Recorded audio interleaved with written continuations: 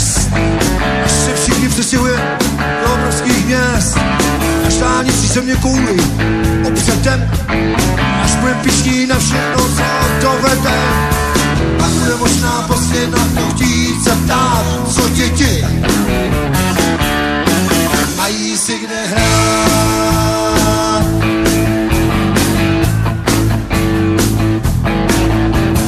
Až suroviny budem vozit z měsíce, až počasí bude řídit družice, až budeme letat na Venuši, na výlet, za nás budou počítače přemýšlet.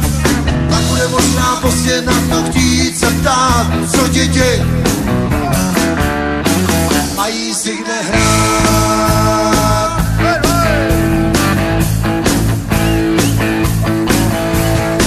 Až bude mít továrny na stromy, až umělá tráva bude před domy, až zavládne v celém světě blahobyt.